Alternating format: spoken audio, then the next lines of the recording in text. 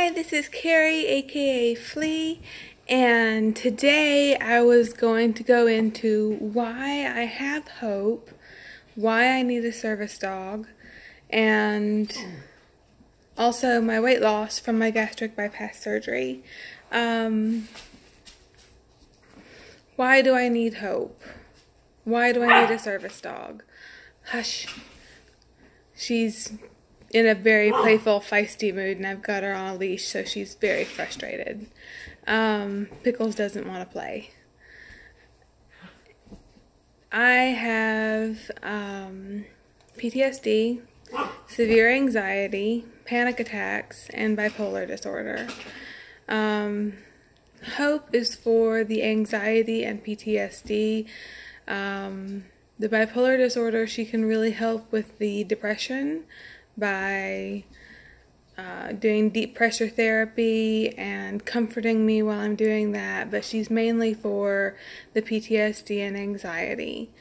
Let's see if I can fix that a little bit. There we go. She knows I'm anxious right now making this video, so she's at my feet now.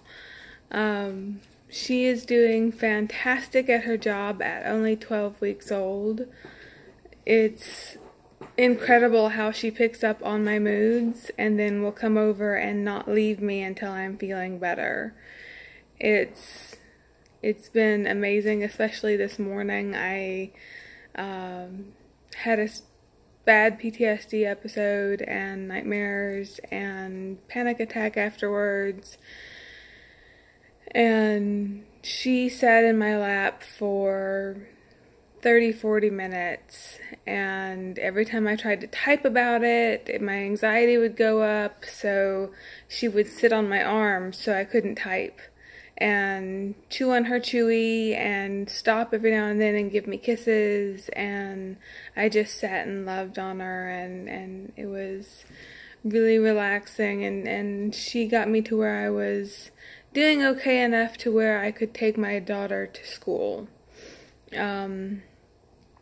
I wish I could take her everywhere with me now because she's so relaxing for me, except for when she's barking. That's a puppy thing though, so she loves to bark at the other dog when they're playing. So we'll eventually break her of that. Well, not break her, but get her out of the habit of that. We're doing nothing but positive reinforcement with her. I have generalized anxiety and social anxiety, and I do that. Shake my leg, scratch at myself, a number of things that manifest from my anxiety.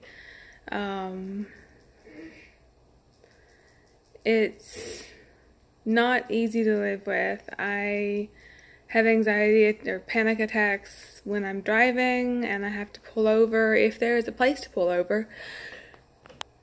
Sorry, had to sneeze. If there's not a place to pull over, I just kind of hyper focus on driving and try really hard not to wreck. I nearly rear-ended someone because my anxiety had me so worked up that I wasn't paying proper attention and had to slam on the brakes. And fortunately, no one was, the car behind me braked in time and I braked in time, but it was close. I imagine the guy behind me was cussing me the entire time, and I don't blame him.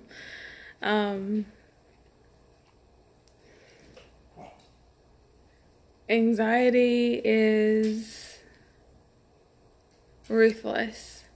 It can be disguised as other things. Sometimes I'm having severe anxiety and I don't even know that that's what I'm having. I'm just, it's hard to explain to someone who's never had anxiety.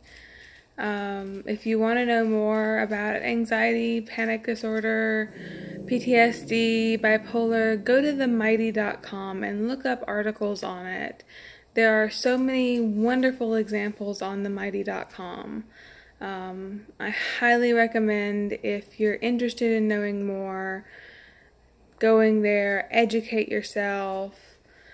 Anxiety is not just having a nervous breakdown. It's so much more. The PTSD is manifesting in PTSD nightmares and flashbacks, and I would not wish them on my worst enemy.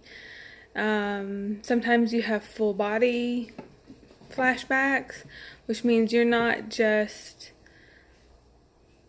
reliving it in your mind, you're also feeling it in your body, and it's the worst ever.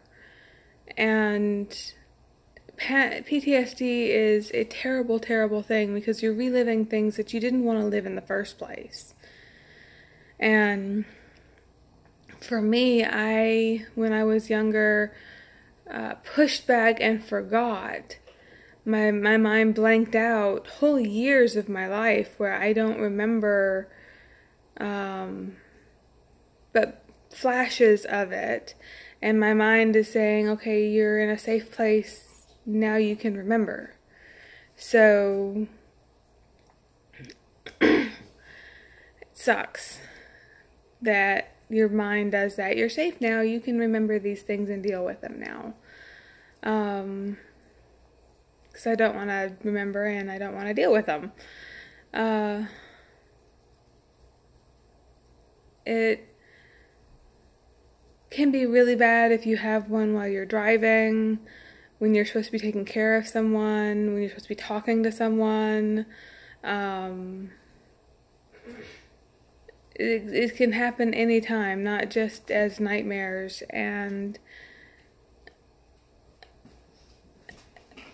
it's,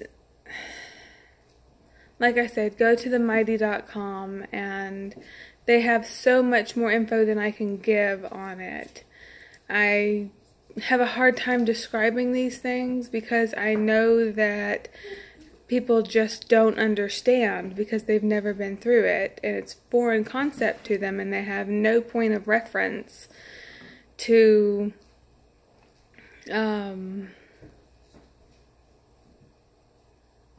associate with this. So there are a lot of good examples on the Mighty, and if you really want to know more, please go there. The last is bipolar disorder, which means I get severe anxiety, severe depression, and I swing to severe manic. It's pretty well under control through medications right now. My manics are really mild and I can control them. I don't go spending all my money all at once like I used to, or doing crazy and dangerous things. I forget what they call it when I have, it's like a mini manic, not a full manic, because I can control it and I don't go out doing dangerous things like I used to. The depression is a little less controlled. I still get severely depressed, but it's not as bad as it used to be. It's nowhere near as bad as it used to be. So I'm very thankful for my doctor, Dr. N. He has done an amazing job with switching up my medications and slowly changing things so that my body doesn't go, okay, what now? This is Hope. She can tell that I'm getting agitated, so she wanted to come up. Wanna come say hi? Say hi. Oh, hi. She's really good at picking up my emotions, and she just came over and she just jumps and puts her forepaws on me and looks at me, and that's how she asks if she can come up. She's getting, well, she's biting me now, but she's getting a lot better at not biting me and giving me kisses instead. But, you know, she's a puppy. She doesn't really know what she's supposed to do other than my person is having a hard time. I need to do something. So she wants to play. She wants to cuddle. She wants to do something. And the last is my gastric bypass I had on the 21st of March. I was at my highest weight, 270 pounds. And the last time I weighed, which was last Wednesday, I was at 216, so I imagine I'm a little bit lower than that now. I know that's just kind of thrown in with all of the mental health awareness stuff, but I want this channel to keep up with that, as well as stopping the stigma and seeing that people with mental illnesses are just people too. You know, we struggle more and we have harder times. No bite. No bite. But we're just people too. We're not, it's not like the movies where they show the extremes. Those exist, but I'm just your average person. I'm not gonna go do whatever the movie people do. I am a stay-at-home mom. I take care of my kids. I bake. I paint. I knit. I crochet.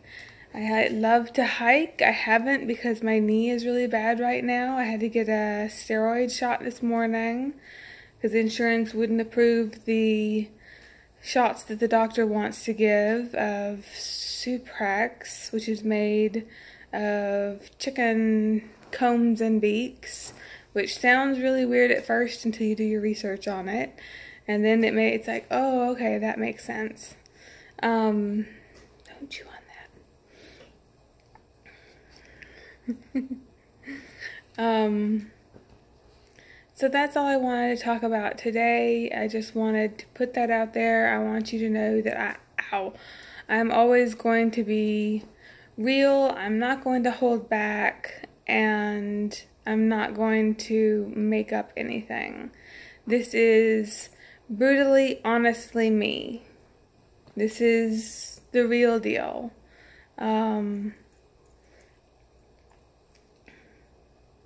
Right now I'm having a very hard time. I'm hanging on by a thread. But it'll get better. I know it will. It always does. So, thank you for joining us on our journey, and have a blessed day.